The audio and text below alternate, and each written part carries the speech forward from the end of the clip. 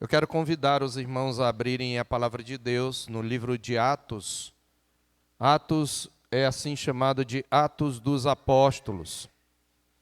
E nós leremos do versículo 1 do capítulo 2 em diante. Atos capítulo 2, desculpem. Nós vamos nesta noite falar sobre o derramamento do Espírito e o nascimento da igreja.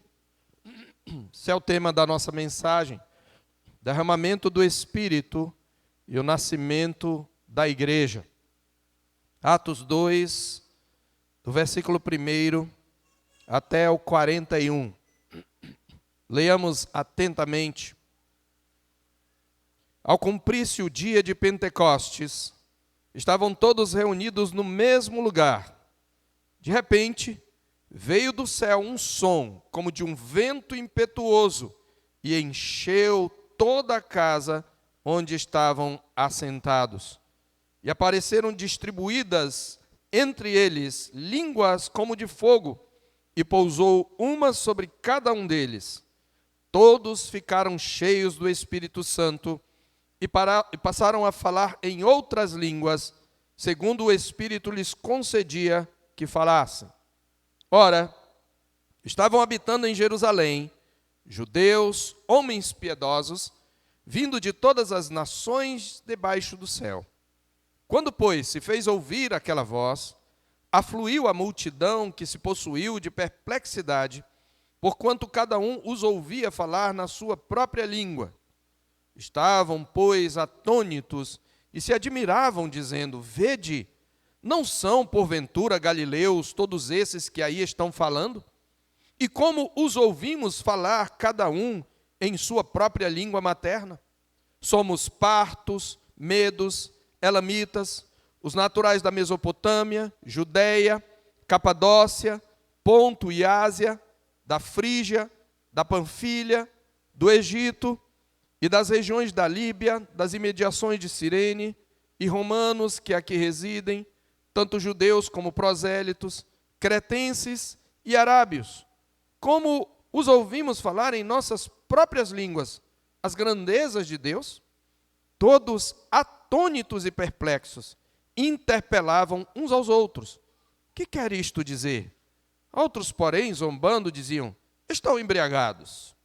Então se levantou Pedro com os 11 e, erguendo a voz, advertiu-os nestes termos: varões judeus e todos os habitantes de Jerusalém, tomai conhecimento disto e atentai nas minhas palavras.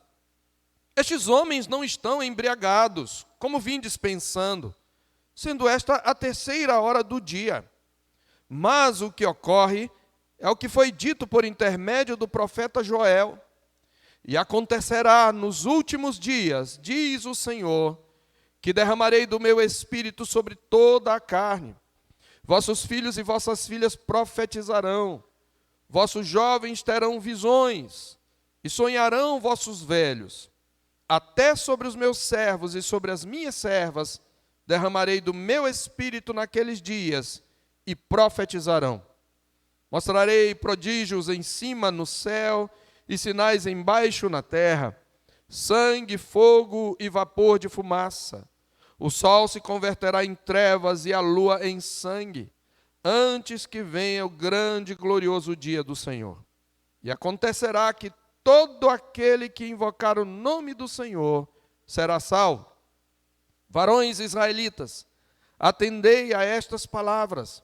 Jesus, o Nazareno, varão aprovado por Deus diante de vós com milagres, prodígios e sinais, os quais o próprio Deus realizou por intermédio dele entre vós, como vós mesmos sabeis, sendo este entregue pelo determinado desígnio e presciência de Deus, vós o matastes, crucificando-o por mãos de iníquos, ao qual, porém, Deus ressuscitou, rompendo os grilhões da morte, porquanto não era possível fosse ele retido por ela. Porque a respeito dele, diz Davi: diante de mim via sempre o Senhor, porque está à minha direita, para que eu não seja abalado. Por isso se alegrou o meu coração e a minha língua exultou. Além disto, também a minha própria carne repousará em esperança, porque não deixarás a minha alma na morte, nem permitirás que o teu santo veja corrupção. Fizeste-me conhecer os caminhos da vida, encher-me-ás de alegria na tua presença. Irmãos, seja-me permitido dizer-vos claramente a respeito do patriarca Davi, que ele morreu e foi sepultado, e o seu túmulo permanece entre nós até hoje. Sendo, pois, profeta, e sabendo que Deus lhe havia jurado que um dos seus descendentes se assentaria no seu trono, prevendo isto, referiu-se à ressurreição de Cristo, que nem foi deixado na morte, nem o seu corpo experimentou corrupção. A este Jesus, Deus ressuscitou, do que todos nós somos testemunhas. Exaltado, pois, à destra de Deus, tendo recebido do Pai a promessa do Espírito Santo, derramou isto que vedes e ouvis. Porque Davi não subiu aos céus, mas ele mesmo declara: disse o Senhor ao meu Senhor, assenta-te à minha direita, até que eu ponha os teus inimigos por estrado dos teus pés. Esteja absolutamente certa, pois, toda a casa de Israel, de que a este Jesus, que vós crucificastes, Deus o fez Senhor e Cristo. Ouvindo eles estas coisas, compungiu-se-lhes o coração, e perguntaram a Pedro e aos demais apóstolos: que faremos, irmãos? Respondeu-lhes Pedro: arrependei-vos, e cada um de vós seja batizado em nome de Jesus Cristo para a remissão dos vossos pecados, e recebereis o dom do Espírito Santo. Pois para vós outros é a promessa, para vossos filhos e para todos os que ainda estão longe, isto é, para quantos o Senhor, nosso Deus, chamar. Com muitas outras palavras, deu testemunho e exortava-os, dizendo: salvai-vos desta geração perversa. Então, os que lhe aceitaram a palavra foram batizados, havendo um acréscimo naquele dia de quase 3.000 pessoas. Amém. Ó Deus amado, que as tuas misericórdias e a tua graça nos acompanhem, e que as palavras dos meus lábios e o meditar do meu coração e do coração dos teus servos sejam agradáveis à tua presença, porque tu és a nossa rocha e o nosso redentor. Abre-nos os olhos para que contemplemos as maravilhas da tua lei, e na tua palavra contemplemos mais uma vez a face de Cristo exaltado à tua destra. Nós te pedimos em nome de Jesus. Amém. Meus irmãos, eu quero relembrar algumas verdades que eu falei quando expus o texto de Lucas capítulo 24, que narra a ascensão de Jesus. Nós vimos que a ascensão de Jesus é um evento fundamental e é um evento essencial à sua obra redentora. É importante que quando pregamos o Evangelho, nós acrescentemos, nós falemos não apenas que Cristo morreu pelos nossos pecados, segundo as Escrituras, mas que também Ele ressuscitou, segundo as Escrituras, e Ele subiu aos céus. Porque nós vimos que isto é porque, de um modo geral, a ascensão e a entronização de Cristo à destra de Deus, ela também era necessária à aplicação dos benefícios da obra redentora. Porque, embora a expiação, a reparação dos nossos pecados já houvesse sido executada por meio da sua morte, essa expiação, os benefícios dela precisavam ser aplicados à igreja. Ou seja, Jesus realizou cabalmente o sacrifício necessário à expiação e ao perdão dos nossos pecados. Contudo, os benefícios dessa obra redentora precisam agora ser aplicados aos eleitos. E essa aplicação requer a continuação da missão de Cristo, da missão messiânica. Agora, Cristo exerce o seu ministério messiânico em seu estado de exaltação, à destra de Deus. Nesse estado, Cristo exerce os seus 3 ofícios, de profeta, de sacerdote e de rei. Mais especificamente, entre outros fatores, nós vimos que a ascensão de Jesus era necessária para que o Espírito Santo fosse derramado sobre a igreja, a fim de que a igreja seja uma comunidade de testemunhas até os confins da terra. Antes da sua ascensão, aí mesmo em Atos, capítulo 1, verso 8, o Senhor mais uma vez promete: mas recebereis poder ao descer sobre vós o Espírito Santo, e sereis minhas testemunhas, tanto em Jerusalém, como em toda a Judéia e Samaria, e até os confins da terra. É nesse sentido, meus irmãos, que Jesus falou aos discípulos antes da sua morte, lá em João 16, 7. Mas eu vos digo a verdade, convém-vos que eu vá, é necessário que eu vá. Se eu não for, porque se eu não for, o Consolador não virá para vós outros. Se, porém, eu for, eu vos-lo enviarei. Assim, meus irmãos, nós vimos na primeira exposição de Atos que Jesus concluiu seu ministério terreno, mas ele, na sua ascensão, inaugurou seu ministério celestial. E que nessa posição exaltada, à destra do Pai, Jesus proporciona uma experiência das bênçãos salvíficas muito mais rica do que nos seus dias de humilhação na terra. Ele traz uma ministração mais abundante da mesma graça salvadora ministrada desde a velha aliança. Nós vimos que é nesse sentido que devemos entender aquela promessa que está registrada em João 14, 12, que muitos interpretam de maneira deturpada. Em João 14, 12, Jesus diz: em verdade vos digo, que aquele que crê em mim fará também as obras que eu faço, e outras maiores fará, porque eu vou para junto do Pai. Como é que aquele que crê pode fazer uma obra maior que Jesus, e em que sentido? Primeiro precisamos entender por quê. Ele diz: porque eu vou para junto do Pai. Não é que qualquer crente nesta terra, qualquer dos seus discípulos, poderia, pelos seus próprios méritos ou poder, realizar qualquer sinal maior que o de Jesus. É que o próprio Cristo exaltado continuaria atuando, agora pelo seu Espírito, na sua igreja. E esta igreja faria obras maiores. Sabemos, e eu preciso repetir isto, porque alguns não estavam na mensagem que eu preguei, que não devemos entender nesse sentido que hoje alguém pode fazer maiores milagres do que fez Jesus, nem os apóstolos. Nenhum apóstolo ressuscitou morto de 4 dias, nenhum apóstolo andou por sobre as águas, nenhum apóstolo acalmou uma tempestade apenas com sua palavra, nenhum apóstolo teve o seu rosto brilhando como o sol e suas vestes resplandecentes como a luz. Nenhum deles. Em que sentido alguém que crê em Jesus faz obras maiores? Vimos que a maior obra, o maior milagre que pode acontecer na terra é a conversão de um pecador. É o coração endurecido voltar-se para Cristo. Somente a graça irresistível pode fazer isto.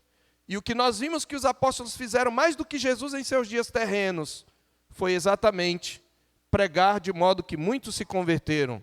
Mas lembremos-nos, não foram os apóstolos em si mesmos, é o próprio Cristo exaltado, que à destra do Pai derrama o seu Espírito e continua agindo no mundo. Por isso o livro de Atos começa dizendo: escrevi o primeiro livro ao Teófilo acerca das coisas que Jesus começou a fazer e a ensinar. Porque Lucas, o mesmo que escreveu o Evangelho, ele está querendo dizer que agora o que eu estou escrevendo, o que eu vou escrever, Teófilo, esse segundo volume, é acerca do que Jesus continuou fazendo e ensinando, agora de sua posição exaltada, através do Espírito Santo. Por isso eu intitulo esse livro, não é uma palavra original, vários estudiosos, não de Atos dos Apóstolos, mas Atos do Cristo exaltado, ou Atos do Espírito do Cristo ressurreto, porque são os atos de Cristo que nós vemos aqui no livro de Atos. Meus irmãos, adentrando aqui o texto e fazendo uma contextualização, nós precisamos fazer algumas observações preliminares, e a primeira delas é esta. O derramamento do Espírito aqui no Pentecostes é um dos textos mais polêmicos que nós temos na Escritura, objeto de grande debate. Alguns entendem que podem buscar esta mesma experiência hoje. Mas eu preciso começar afirmando que o derramamento do Espírito no Pentecostes foi um fenômeno único em diversos aspectos. Ele é um fenômeno que vai se repetir substancialmente apenas em algumas ocasiões no próprio livro de Atos, ocasiões nas quais você vai verificar que são ocasiões em que o evangelho avançou para novas fronteiras. Nós vamos ver não exatamente o mesmo fenômeno, mas muito próximo dele, em Atos 8, de 14 a 25, quando o evangelho chega a Samaria. Samaria é a primeira fronteira depois de Jerusalém. Os judeus não se davam com os samaritanos. Eles eram meio parentes, mas os samaritanos eram como mestiços, misturados. Sempre os reis de Samaria sempre foram idólatras. Então, era uma barreira que se cruzava. E por isso precisava haver esse fenômeno. Há uma terceira ocasião, em Atos 10, 44 a 48, quando o Espírito Santo desce sobre o primeiro grupo gentílico evangelizado. Cornélio e sua família e seus amigos. O evangelho também precisa avançar da fronteira de Judéia e Samaria para os gentios.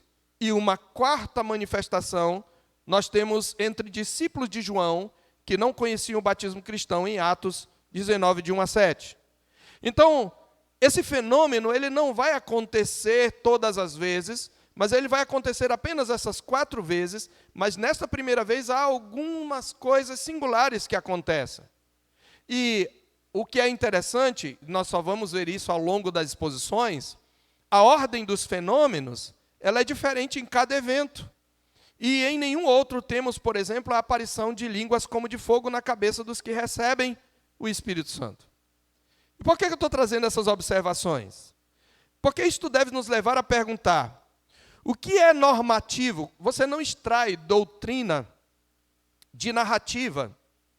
Você normalmente usa a narrativa para ilustrar uma doutrina que você tem que provar em algum ponto proposicional das Escrituras, onde há uma declaração. A narrativa precisa ser estudada dentro do seu contexto. Então, quando nós lemos uma narrativa, nós perguntamos o que deve ser considerado normativo, ou seja, o que é uma norma na experiência do derramamento do Espírito. E o que é extraordinário e irrepetível. Será que aquilo que aconteceu aqui tem que repetir sempre que o Espírito Santo é derramado? Quais as razões das diferenças nas manifestações dos fenômenos? Mesmo em Atos, as respostas não serão dadas todas de uma vez.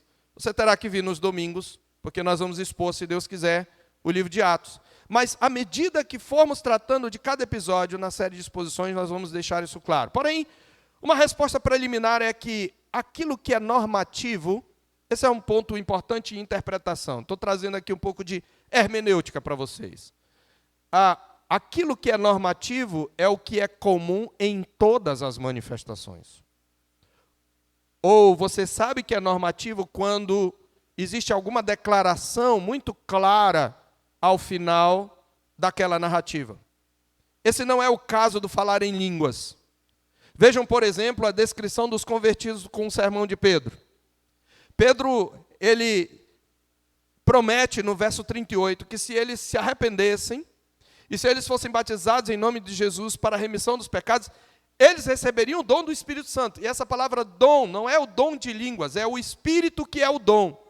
A palavra aqui é diferente da palavra para dom, referindo-se ao dom de línguas. A palavra grega para dom é a palavra charisma, de onde vem a nossa palavra carisma. A palavra para dom aqui é dorean, é outra palavra. Então não se trata de um dom particular, mas do Espírito como o dom, como a dádiva, como a promessa. Essa palavra dom, essa palavra grega para dom aqui, ela vai ser aplicada ao Espírito Santo. Ele é o dom que Deus deu à igreja. Então, quando ele diz, recebereis o dom do Espírito Santo, ele está dizendo, vocês vão receber esse mesmo Espírito. No entanto, no verso 42 a 46, nós temos uma descrição de como viviam os convertidos. Você não tem língua de fogo, você não tem ninguém falando em língua, você não tem nada disso. Então, não é normativo, esse é o ponto. Não é para ser uma norma. Não é para nós lermos e acharmos que deve acontecer a mesma coisa conosco. Nós precisamos ter isso em mente. Outro fato importante é que, em que todos temos que concordar, é que o Pentecostes, ele é um evento inaugural, meus irmãos, da presença do Espírito e do nascimento da Igreja de Cristo, em sua abrangência universal. Ele marca a última etapa, os últimos dias. Pedro vai dizer isso usando Joel. Olha, Joel disse que nos últimos dias, Deus derramaria do seu Espírito. Então, os últimos dias começaram. Nós estamos na última etapa da história da salvação, na era do Espírito. Então, por ser um fato, um evento inaugural, um evento de transição, ele é único em muitos aspectos. Nós precisamos entender isso. Mas existem coisas que são normativas e que vão se repetir sempre que o Espírito Santo age. E nós podemos identificá-las aqui. Então, com isso em mente, eu quero tratar do derramamento do Espírito e do nascimento da igreja. Antes, uma breve observação ainda. Quando eu falo de nascimento da igreja, nós cremos que a igreja nasce no Éden. O povo de Deus nasce no Éden. Porém, quando nós falamos nascimento da igreja, é a igreja em sua abrangência universal.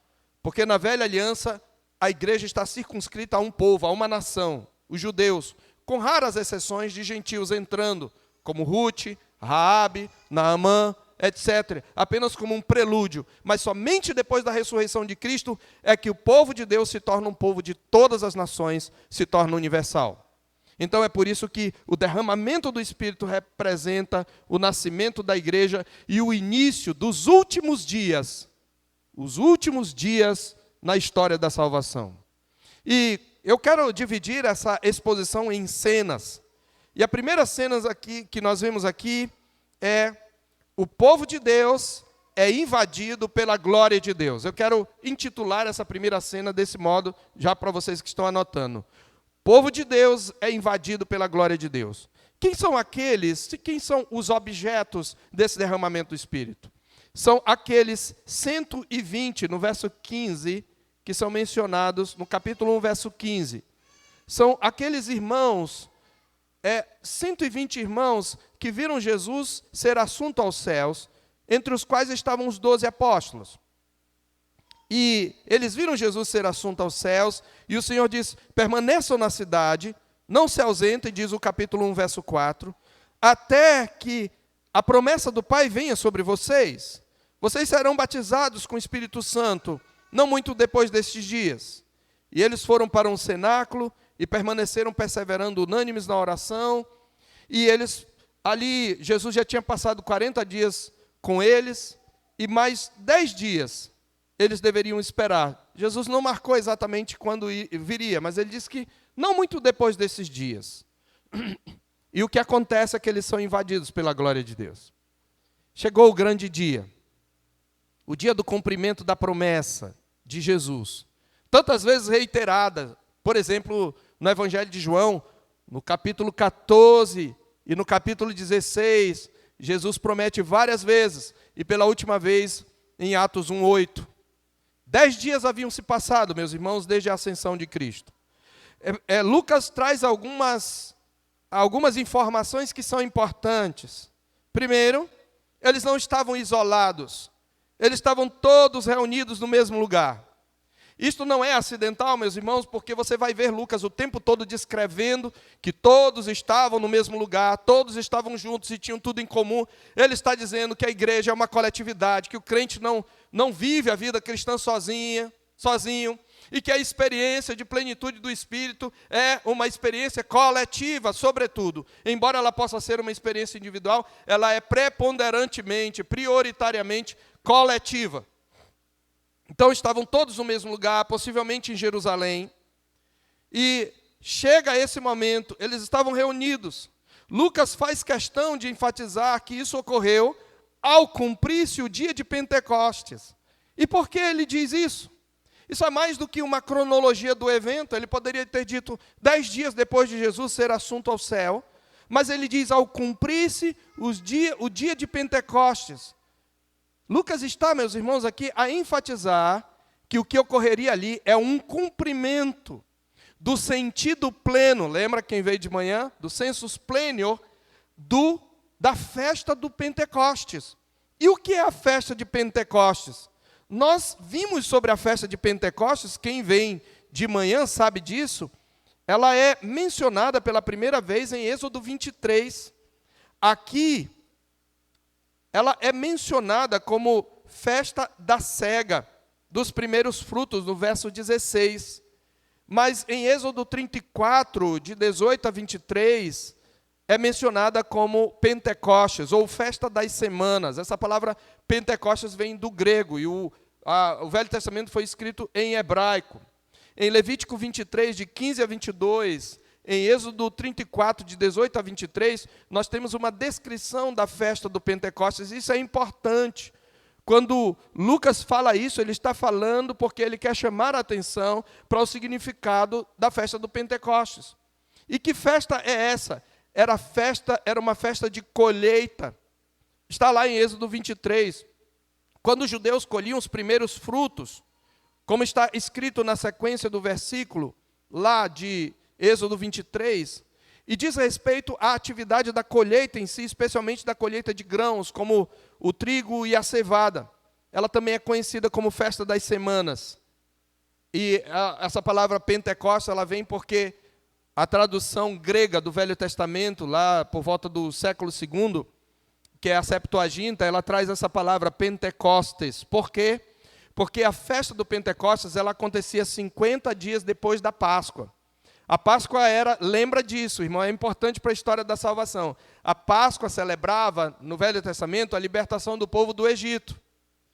E nesse dia eles tinham que imolar um cordeiro, passar o seu sangue na ombreira da porta, comê-lo assado, lembrando que eles foram libertos pelo sangue do cordeiro, e depois disso eles deveriam, nos próximos 7 dias, comer apenas pães asmos, pães sem fermento, simbolizando a sua consagração e sua santificação ao Senhor. E a festa do Pentecostes ocorria 7 sábados depois da Páscoa. Se você contar 7 vezes 7, dá 49. O Pentecostes era o dia imediato ao 7º sábado, portanto, no 50º dia. Pentecostes é a palavra grega para 50. Por isso é o nome da festa. Então, na verdade, o que aconteceu aqui, é preciso que você saiba, foi no dia do Senhor, foi no domingo. É num domingo que aconteceu isso. Então, estava cumprindo a festa do Pentecostes. Então, esse era o momento, a festa da cega dos primeiros frutos.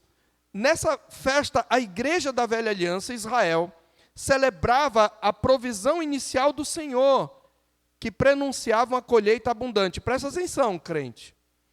O que são as primícias? São os primeiros frutos. Eu expliquei que quando você quer saber como será uma colheita, você tem que observar os primeiros frutos dessa colheita que nasce. Se você fizer plantação de milho, se tem alguém aqui que é agricultor, vai confirmar isso comigo. Quando você vê as primeiras espigas, as que nascem primeiro, se elas estiverem mirradas, com algum tipo de crestamento, com algum tipo de fungo, possivelmente toda a colheita vai ser assim. Mas se for uma espiga bem gorda, grande, robusta, possivelmente toda a colheita vai ser assim. As primícias indicam como vai ser a colheita. Então, quando Deus fazia produzirem os primeiros frutos da colheita no Velho Testamento, eles deveriam oferecer esses primeiros frutos e celebrar essas primícias que prenunciavam uma colheita rica e abundante. Então, presta atenção. Páscoa, libertação, Pentecostes, os primeiros frutos, a provisão de Deus. E é exatamente isso que Lucas quer dizer. A Páscoa já tinha passado, o cumprimento da Páscoa tinha passado, o cordeiro tinha morrido, tinha sido imolado, Jesus tinha sido crucificado, ele ressuscitou. E agora o que tem que acontecer? As primícias, os primeiros frutos, convertidos, a igreja nascendo, o prenúncio de uma grande colheita, do avanço e da frutificação do reino de Deus. É o que Lucas está dizendo. O Pentecostes é as primícias da igreja, é as primícias da colheita do reino de Deus entre todas as nações. É por isso que gente de todas as nações estavam lá. E o que acontece, meus irmãos? Aí você então vê alguns fenômenos que ocorreram nesse momento. Eles são invadidos pela glória de Deus. De que maneira? Lucas narra que, de repente, veja o verso 2, um som. Veja, não é um vento, é só o som.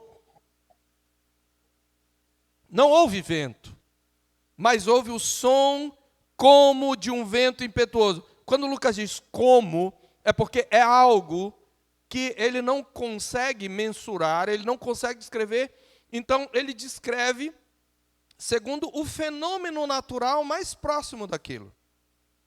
Então ele está dizendo que esse som foi forte, primeiro, que diz que esse som vem do céu. Claramente o som do céu. E o som é de um vento impetuoso, ou de um vento tempestuoso. A ideia é que, a impressão que dava é que uma tempestade estava vindo do céu para a terra, ou como se fosse um tufão de vento. E esse som enche a casa. E outro fenômeno, um fenômeno é audível e outro fenômeno é visível, é uma experiência audiovisual. Línguas como que de fogo aparecem sobre a cabeça de cada um deles. Meus irmãos, nós temos estudado o Êxodo nos domingos pela manhã. E nós sabemos que vento e fogo evocam a teofania do Sinai, na qual a tempestade da presença de Deus foi testemunhada pela nação de Israel recém-libertada. Desse modo, os fenômenos sobrenaturais apontam para a presença da glória de Deus que havia guiado os israelitas durante o Êxodo, que apareceu no Sinai e que também havia repousado sobre o tabernáculo e mais tarde enchido o templo de Salomão. Agora, nas primícias da nova era messiânica, a glória de Deus repousa sobre os crentes e preenche a sua nova morada, o seu novo santuário. Você que veio de manhã vai entender melhor. Preenche o seu novo tabernáculo, o seu novo santuário, que é o povo de Deus. O Espírito de Cristo chegou em plenitude para enchê-los e cumpre-se a promessa: não vos deixarei órfãos, voltarei para vós outros, em João 14, 18. O fogo da presença de Deus pousa, mas não consome nenhum deles. Como pode ser isto? Como disse certo comentarista, Jesus na cruz foi destruído e consumido pela santa presença de Deus, para que Deus pudesse estar presente, pudesse fixar residência no templo do seu povo, pela graça. Deus está baixando de novo, lembra? O Deus que baixou do monte para o tabernáculo. Esse Deus agora está baixando Cristo pessoalmente, por meio do seu Santo Espírito, aquele que procede do Pai e do Filho, vem fazer da sua igreja o seu santuário. Esta é a cena gloriosa, meus irmãos. Uma segunda cena que nós vamos ver é o que eu intitulo a reversão de Babel.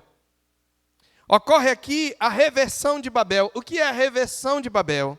Diz no verso 4 que todos ficaram cheios do Espírito Santo. É interessante que a palavra para vento é a mesma palavra grega para espírito. Mas agora fica muito claro que todos ficaram cheios do Espírito Santo e passaram a falar em outras línguas, segundo o Espírito lhes concedia que falassem. Aqui é muito importante você entender. Não se trata de língua de anjos, como alguns pensam. Não se trata de alguma língua estranha que não pertence a nação nenhuma, porque segundo o verso 5, estavam habitando em Jerusalém judeus, homens piedosos, vindos de todas as nações de debaixo do céu.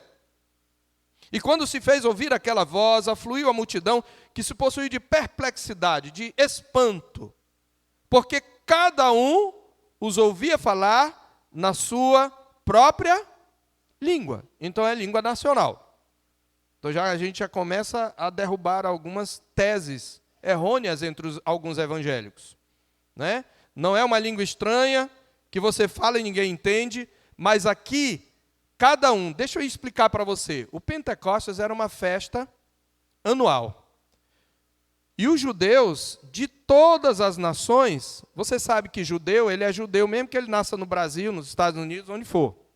Porque a nacionalidade dele ele tem a que a gente chama tecnicamente de ius sanguinis, né? Nós temos a ius solis.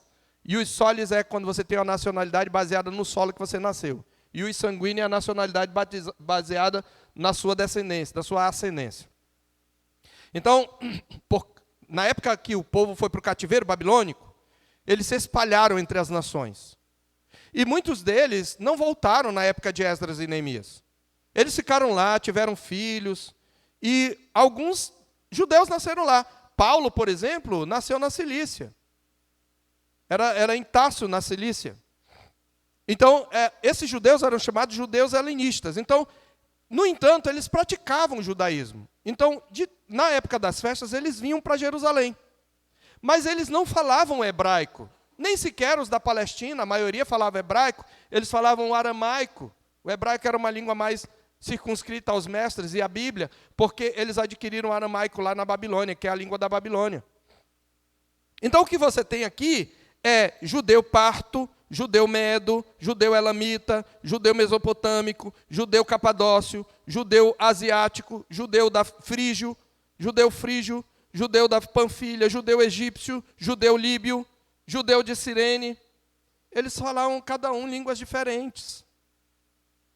E eles ouvem esses homens, essas mulheres também, porque mulheres estavam ali no meio.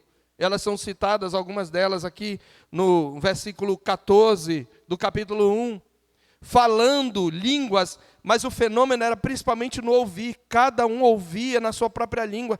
E eles estão ouvindo o quê? Eles dizem, olha, nós estamos aqui, vejam, verso 7, não são porventura galileus, todos esses que aí estão falando. Por que eles dizem isso? Porque a Galiléia era a região, vamos dizer assim, mais simples dali da Palestina, dos mais iletrados. Eram judeus de segunda classe. Esses homens não são letrados, eles não são dentre os mestres, não são judeus, eles são galileus, eles são do norte.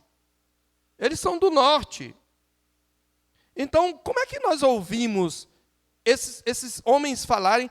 Cada um de nós ouve em sua própria língua. Veja aí, crente, verso 8. Língua materna. Não é língua estranha, não é língua de anjo, é língua materna, é língua nacional. Como é que nós ouvimos falar? E ele diz, nós somos partos, medos, elamitas, citam aí cerca de 11 nações. Como os ouvimos falar? Aqui tem o conteúdo do que eles estavam falando, verso 11. Como os ouvimos falar em nossas próprias línguas, as grandezas de Deus. Eles estão louvando a Deus e possivelmente eles estão falando talvez louvando com salmos, talvez com salmos messiânicos, que apontam para aquele momento, para aquele cumprimento. E eles estão admirados. Então, o que nós temos aqui, irmãos, são as grandezas de Deus, os atributos de Deus, a glória de Deus, proclamada a todas as nações, nações representadas aqui. E por que nós dizemos que é a reversão de Babel? Assim dizem a maioria dos estudiosos. Se você abrir, nós não vamos ler lá, mas para você anotar, se você abrir em Gênesis 11, de 1 a 9, nós temos ali um projeto de um grupo, de uma comunidade que parte do Oriente e chega a uma planície na terra de Sinear e resolve construir uma cidade e uma torre cujo topo chegue até os céus. A expressão não é literal, eles queriam, na verdade, seria uma torre-templo, um zigurate. Ainda existem hoje ruínas de zigurates, uma torre meio que em forma de uma pirâmide cortada, em cujo topo tinha um templo onde eles realizavam sacrifícios e magia e ocultismo e uma série de coisas com o fim de alcançar os deuses. Então, Babel era um lugar, e a palavra Babel originalmente seria Bab-El. Bab é portal e El é Deus. Eles queriam que ali fosse um portal de Deus, mas segundo os seus próprios caminhos, para que tornemos célebre o nosso nome, eles dizem lá, e não sejamos espalhados por toda a terra. Ora, Deus tinha dito, cresçam, espalhem-se por toda a terra. Eles queriam desobedecer a Deus. E diz a palavra de Deus que no episódio da Torre de Babel, eles falavam uma só linguagem e só tinha uma maneira de falar. Mas Deus desce, julga o projeto rebelde dos homens, Deus o reprova, Deus reprime a rebelião, confundindo a língua deles e os dispersa pela face da terra, nascem as línguas das nações. Então, meus irmãos, por que Pentecostes é um Babel reversa?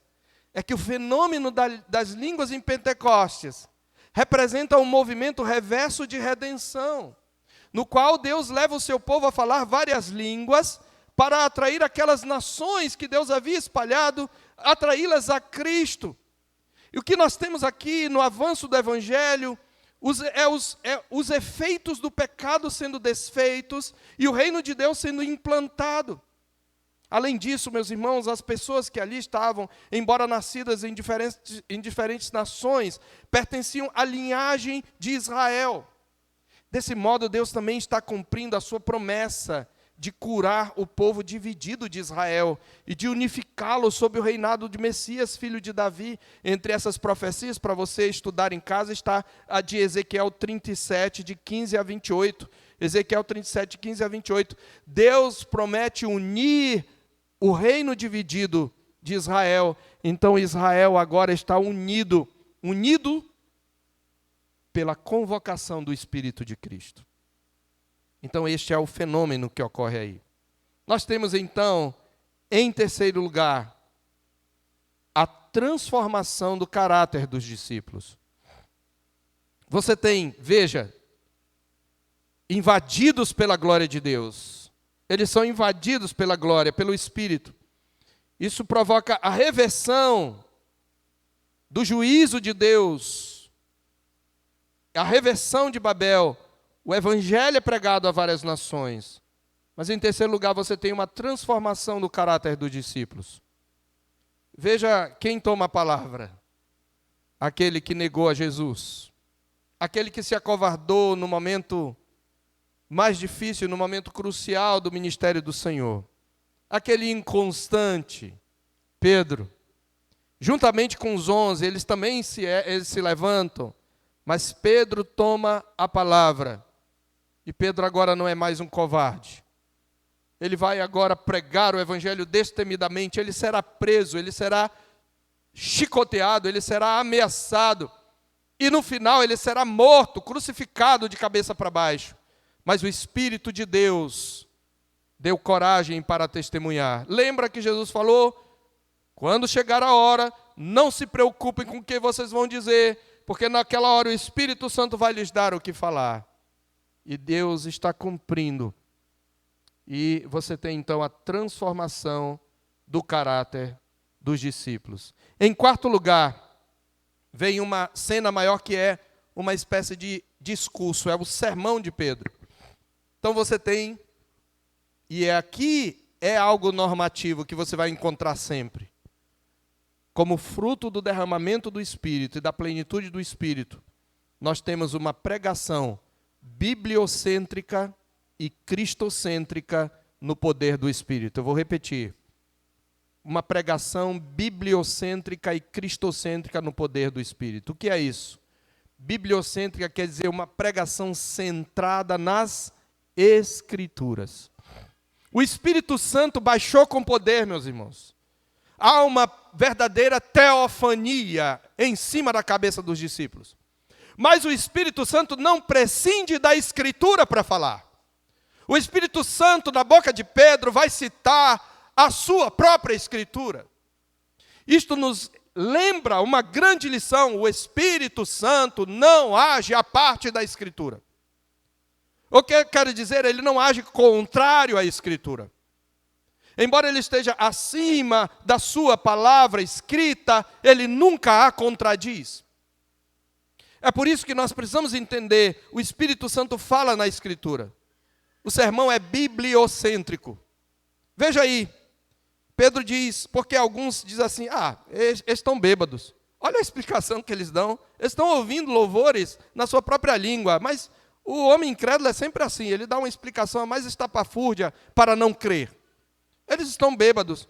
E aí Pedro diz, varões, judeus, é uma introdução de discurso. Tomai conhecimento, atentai nas minhas palavras. Estes homens não estão embriagados, como vocês estão pensando. Essa é a terceira hora do dia. A terceira hora do dia era 9 horas da manhã. São 9 da manhã. Dia de Pentecostes. Isso não é hora de estar bêbado. Eles não estão bêbados. E o que é que acontece? Pedro cita o quê? A Escritura. Cita a palavra de Deus. Mas o que ocorre é o que foi dito por intermédio do profeta Joel. E cita Joel 2, 28 a 32. Joel tem uma profecia sobre os últimos dias, sobre o dia do Senhor.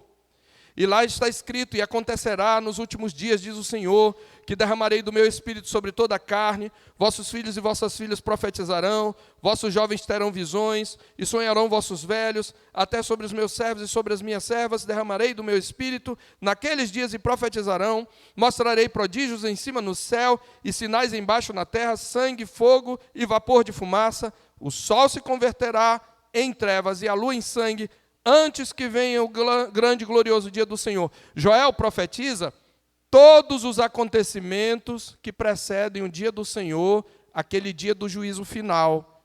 Ele vê tudo numa cena só. E essa questão do grande e glorioso dia do Senhor, ele ainda aguarda a vinda do Senhor Jesus, a sua segunda vinda. Mas Pedro está dizendo: os últimos dias começaram, porque o Espírito foi derramado. E nós estamos profetizando. Então é isso que ele está dizendo, isto é o cumprimento das Escrituras. As Escrituras estão se cumprindo. E os prodígios também, sinais, correspondem com muitas das descrições que cercam a morte e a ressurreição de Jesus também. Terremoto, escuridão, lembra? Quando Jesus morreu. Então, o que Pedro está dizendo, olha, o dia do Senhor, profetizado na Escritura, invadiu a história. Quando Deus julgou o pecado e operou a salvação para o seu povo na cruz. E agora, nesses últimos dias, todo aquele que antes da vinda do Senhor invocar o nome de Cristo pela fé, será salvo. É isto que está acontecendo. Todo aquele que antes do grande e terrível dia do Senhor invocar o nome do Senhor, ele vai dizer quem é o Senhor. Ele vai levar para Cristo o sermão. Então é a partir daí que ele prega a Cristo. É bibliocêntrico e também cristocêntrico, centrado em Cristo. Ele diz: varões israelitas, atendei estas palavras. E aí ele começa a falar de Jesus. Diz que ele é um varão aprovado por Deus. Diante de vós, vocês viram a Jesus. Vocês viram os sinais, os prodígios que Deus realizou, como vocês mesmos sabem. Esse Jesus, veja o verso 23, ele foi entregue pelo determinado desígnio e presciência de Deus. Aqui tem duas dimensões. Deus determinou a morte dele, é o que ele está dizendo. Foi presciência porque Deus sabia. Não, antes de presciência ele fala determinado desígnio, ou seja, Deus determinou e por isso ele sabia. Deus predestinou Jesus para morrer. Porém, isso não anula a culpa de vocês. Ele diz, vocês o mataram, crucificando-o pela mão de ímpios, de incrédulos. É o que ele está dizendo. Mas Jesus não ficou no túmulo. Ele diz, ao qual, porém, Deus ressuscitou. Do que ele diz, rompendo os grilhões da morte, a morte não podia reter esse Jesus que vocês crucificaram, esse Jesus histórico que vocês viram, fazendo sinais, que vocês crucificaram, é o mesmo que ressuscitou. E de novo, Pedro se volta para onde? Para a Escritura. Ele cita o Salmo 16, dos versos 8 a 11. Ele diz, porquanto a respeito dele diz Davi, diante de mim envia sempre o Senhor, porque está à minha direita, para que eu não seja abalado. Por isso se alegrou meu coração e a minha língua exultou. Além disso também a minha própria carne repousará em esperança, porque não deixarás a minha alma na morte, nem permitirás que o teu santo veja a corrupção. Fizeste-me conhecer os caminhos da vida, encher-me-ás de alegria na tua presença. Veja o raciocínio de Pedro. Davi, nos últimos versos desse Salmo 16, ele diz, não deixarás a minha alma na morte, nem permitirás que o teu santo veja corrupção. Ou seja, eu não vou apodrecer na sepultura. É o que Davi diz. Ok? Só que qual é a lógica de Pedro? Irmãos, veja o verso 29. Eu preciso dizer uma coisa clara para vocês. Davi morreu, foi sepultado, e o seu túmulo permanece entre nós até hoje. Nós sabemos onde fica o túmulo de Davi, pelo menos naquela época. O que ele está dizendo é, Davi viu corrupção. Davi ficou na morte. Pelo menos o seu corpo está na morte. E ele apodreceu o seu corpo. Então, de quem Davi está falando quando ele diz, não deixarás a minha alma na morte e não permitirás que o teu santo veja corrupção? Pedro interpreta, sendo, pois, profeta, E sabendo que Deus lhe havia jurado que um dos seus descendentes se assentaria no trono, no seu trono, prevendo isto, veja, ele está ligando Cristo ao descendente que se assentaria no trono de Davi. Prevendo isto, referiu-se, quando ele disse, não deixarás a minha alma na morte, nem permitirás que o teu santo veja corrupção, ele referiu-se a quê? A ressurreição de Cristo, que nem foi deixado na morte, nem seu corpo experimentou corrupção. E quando ele fala que o Senhor lhe havia jurado, ele cita mais 3 passagens da Escritura. Ele cita o Salmo 89, e eu quero abrir lá, os versos 3 e 4. E o Salmo 132, verso 11. No Salmo 89, versos 3 e 4, está escrito: fiz aliança com o meu escolhido, e jurei a Davi, meu servo, para sempre estabelecerei a tua posteridade, e firmarei o teu trono de geração em geração. E também no Salmo 132, você pode abrir lá, Salmo 132, versículo 11. Está escrito, o Senhor jurou a Davi com firme juramento, e dele não se apartará. Um rebento da tua carne farei subir para o teu trono. Uma terceira passagem, a qual todos esses estão se referindo, é a de 2 Samuel 7, de 12 a 16, nós vamos ler, não vamos ler. 2 Samuel 7, de 12 a 16, apenas para você conferir em casa, anotar e conferir em casa. É quando Deus faz uma aliança com Davi, de que ele vai manter o seu trono para sempre. Pedro está dizendo, ele é o filho de Davi. Ele é o descendente que se assentou no trono de Davi. Quando ele se assentou, se o trono de Davi nem existia, o trono de Davi é o trono de Deus. Quando ele se assenta à destra de Deus, ele está se assentando também no trono de Davi. É isso que Pedro está querendo dizer. Veja, a este Jesus, verso 32, Deus ressuscitou, do que todos nós somos testemunhas, exaltado, pois, à destra de Deus, tendo recebido do Pai a promessa do Espírito Santo, derramou isto que vedes e ouvis. O que vocês veem, Pedro está chamando a atenção, vocês estão vendo, vocês estão ouvindo, isso que vocês estão ouvindo foi Cristo exaltado que derramou e é a prova da sua exaltação. É isso que ele está dizendo. Então, o que você tem nessa pregação, meus irmãos, é um autêntico evangelho. Primeiro, é um evangelho segundo as Escrituras. Segundo, é um evangelho que aponta para Cristo. Terceiro, ele fala da vida, da morte, da ressurreição e da exaltação de Cristo. Este é um sermão pregado no poder do Espírito Santo. Isto é normativo. Sempre. O pregador que é cheio do Espírito Santo não é o pregador que sente arrepios necessariamente. Na maioria das vezes não. É o pregador que prega fielmente sobre a vida, morte, ressurreição e exaltação de Cristo, expondo as Escrituras. É isso que Pedro faz. E é por isso que ele diz, porque Davi não subiu aos céus, e cita mais uma passagem.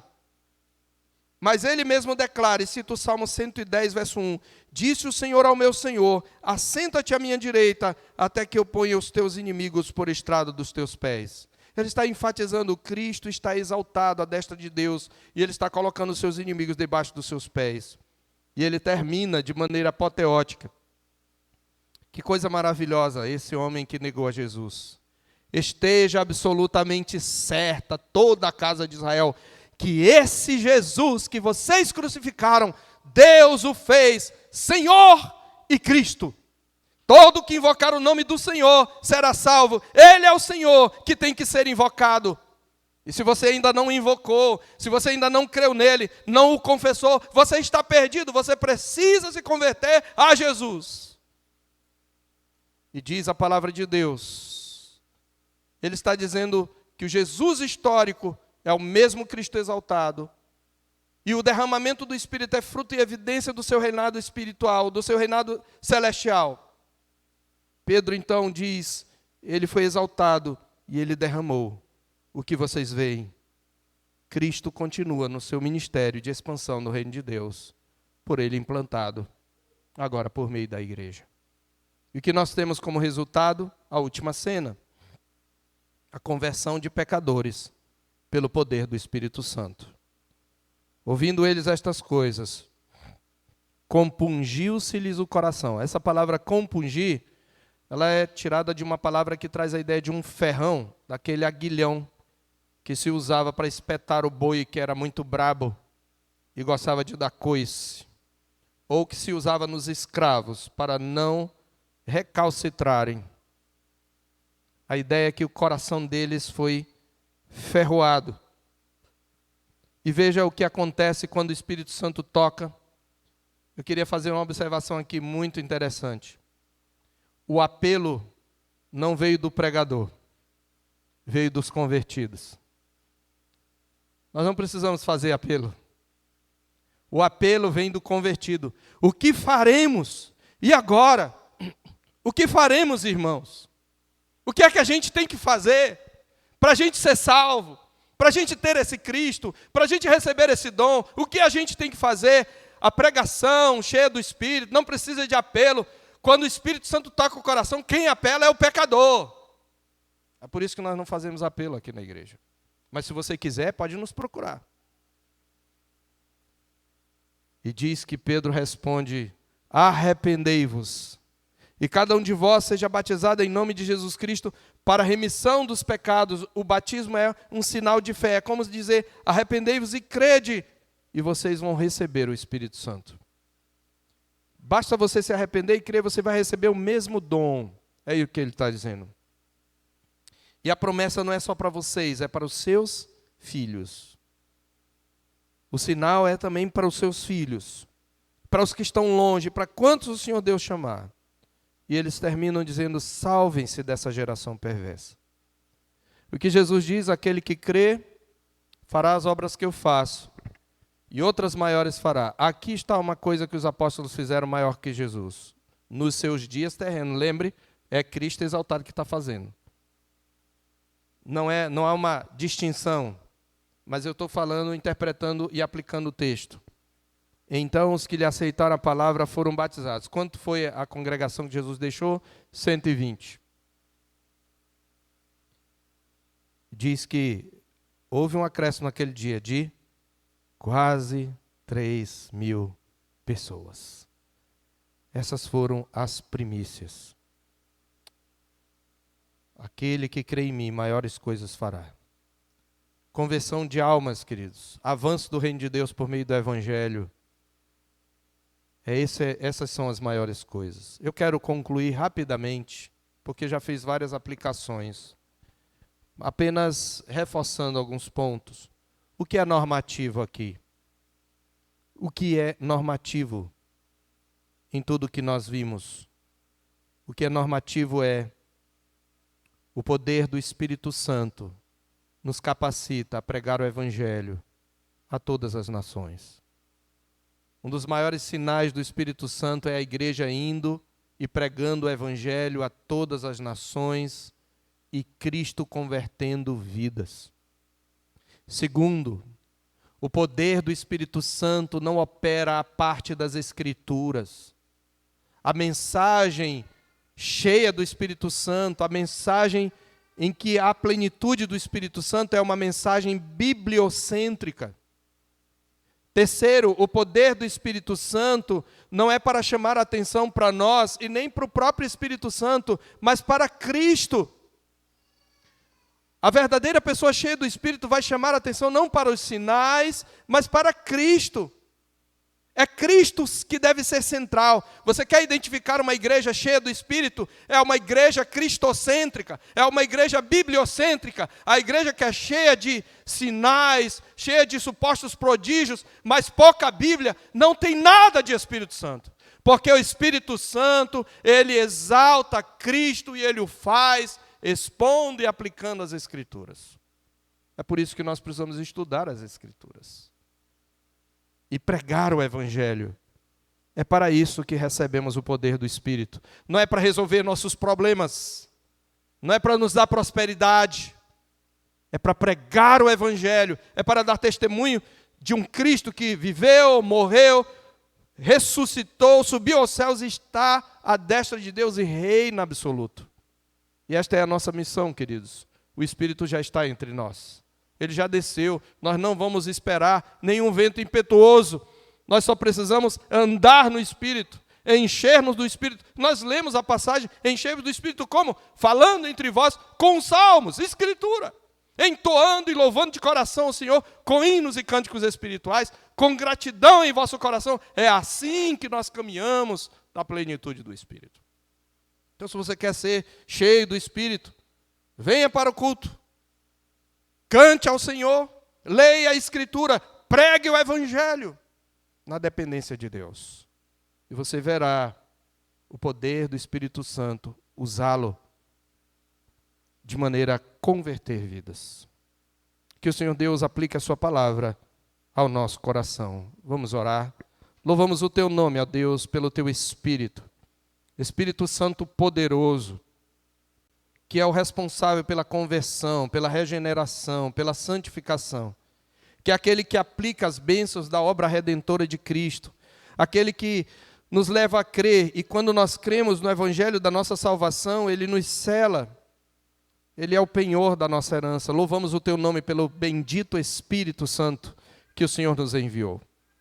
E bendizemos a Cristo Jesus, aquele para quem o Espírito nos leva a olhar. E nos ajuda, ó Deus, a viver uma vida bibliocêntrica e uma vida cristocêntrica, sabendo que esta é a vida cheia do Espírito.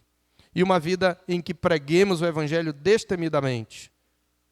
Ajuda-nos, ó Deus, a sermos uma igreja cheia do Espírito, segundo a tua palavra. E aqueles que aqui estão presentes, que ainda não invocaram o nome de Jesus, que ainda não confessaram o nome de Jesus, em nome de Jesus, toca-lhes o coração com teu Espírito, compunge-lhes o coração com a mensagem que ouviram, para que eles venham para Cristo, confessem a Cristo, para que sejam salvos, antes que venha o grande e terrível dia do Senhor. É o que nós te pedimos, ó Deus, agradecidos em nome de Jesus. Amém.